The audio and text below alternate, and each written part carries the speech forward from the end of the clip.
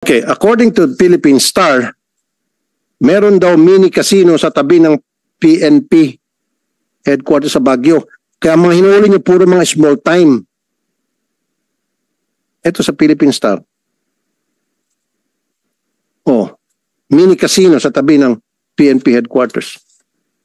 Nag-operate. Sino itong operator na ito?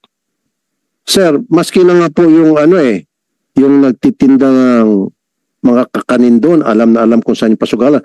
Don't tell me, mas magaling pa yung mga bata kaysa sa inyo. Yung mga paslit, alam na alam. Meron doon sa video, mga bata nanonood sa sugal. Come on, pagtatawanan kayo sa PNP dyan.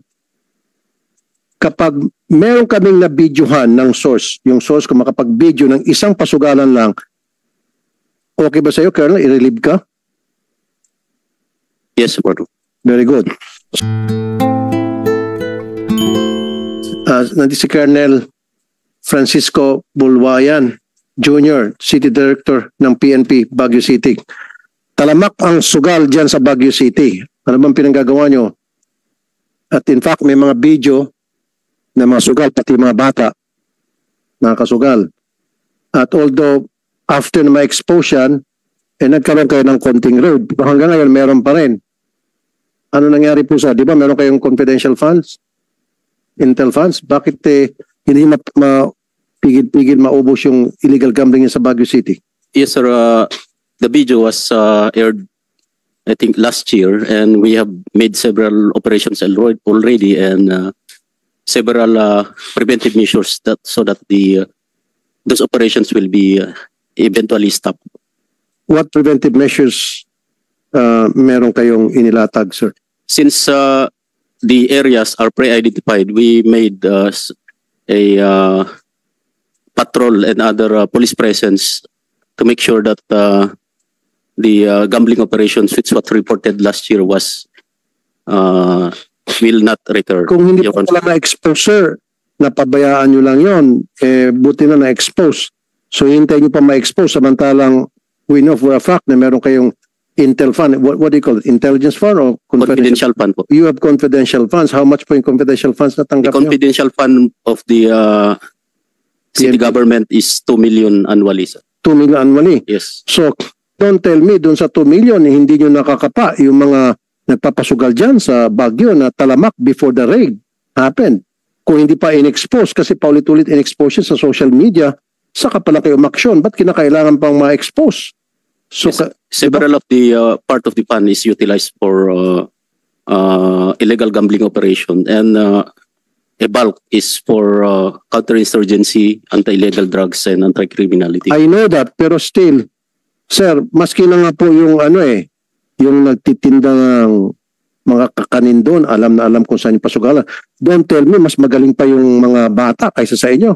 Yung mga paslit, alam na alam. Meron doon sa video, mga bata nanonood sa sugal. Come on, pagtatawanan kayo sa PNP dyan. Diba? Alam na ng lahat, pero kayo hindi nyo alam. Pulis kayo. Yun yung sinasabi ko na, kung hindi pa na-expose, hindi kayo gagawa ng raid. Ilang beses na-expose yun eh.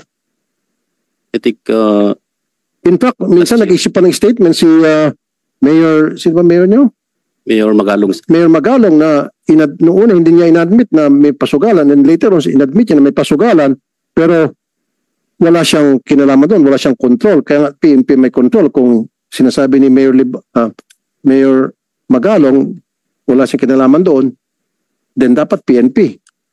Yes, sir. After that, we have several operations already, and it appears sa SIRAS namin that we have actually several operations against illegal gambling. Yun nga, sir, kailangan pampaulit-ulit na expose. Doon sa video ni Melo Yap na isang vlogger, siguro kailangan si Melo Yap. Yes. Right? Oh, ilang ulit niya yon in-expose, saka kayo nag-grade. Several times niya, ilang video muna inilabas niya eh. Diba? Hinamon pa nga ni Melo Yap si Mayor Magalong. Diba? Maging si Congressman minsan, in-expose pa yun. Wala rin kayong ginawang raid. Diba? Bakit, sir?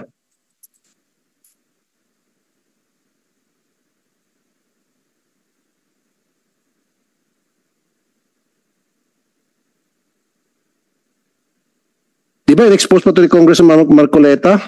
Oh, after Congressman Marcoleta did expose yung illegal gambling activities sa Baguio, wala kayong ginawang raid. Did you? Or did you not? Meron tayo sir, several raids already, sir. Since last year, sir, we have several raids already. Kaya nga, kung several raids, bakit pa ulit-ulit pa rin? Baka hindi nyo kinukulong, kaya... Yes, we admit that we cannot secure every square inch of our city, but we assure you that if there are any illegal gambling operations reported to us, we had immediately conducted interventions to that effect, Your Honor. Okay, General David Peredo Jr., Regional Director ng PNP. Okay, magandang hapon po, General. Good afternoon, sir. Ito pong challenge ko sa inyo. Meron po akong mga source doon sa Baguio. Dapat po gawin natin, General, na one-strike policy. Kapag meron kaming na-videohan ng source, yung source ko makapag-video ng isang pasugalan lang, okay ba sa iyo, Colonel? I-relieve ka? Yes, sir. Very good. So I'll talk to my sources doon sa Baguio na masid-masid na at mag-video.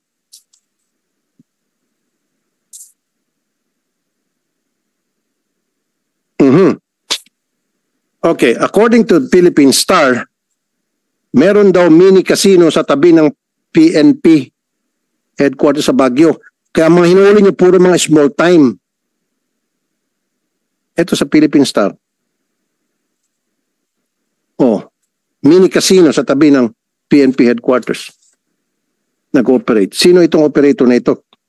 We will look into that, Your Honor. Oh, sana man na, sabi mo sa amin, Your Honor, nahuli na namin yan.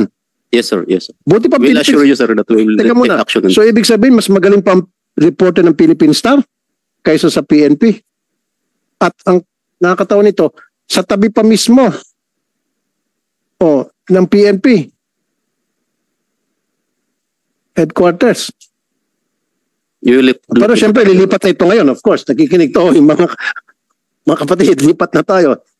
Nagets mo? Kaya nga ito yung hamon ko, General Peredo, at sa oras na yung source ko makakuha ng, siyempre, ebidensya,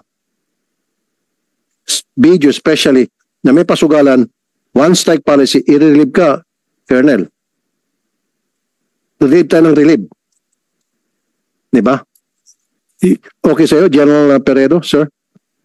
Yes, sir. We have a process to do that, sir. Anong process po yun? May one time na pag nahuli yung station commander, sir, i-relieve ng CD. Anong nahuli yung station?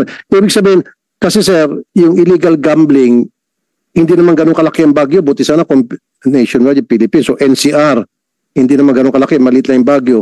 Kasi paulit-ulit ang balita kasi, malaki ra po yung natatanggap na tong kung sino man protector nito, mga protector. Okay? So ang sa akin lang, kung talagang gustong patigilin, maraming paraan. Kung ayaw, maraming dahilan. So what I'm just saying here, kung talagang i-implement ng PNP to the book para to stop illegal gambling, kaya.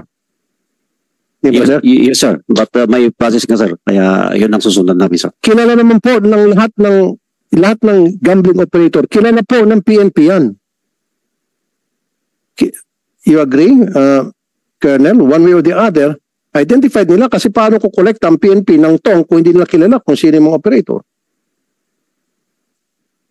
Based po sa database only the Kaya nga nyo po naroon kasi legal operators lang. Kasi alam nyo kung sino mga operator na yun. Kasi paano mo ma-raid yun kung hindi mo alam kung saan sila? Yes, based sa intelligence report, sir. Kaya nga. Diba? Kung hindi pa na-expose.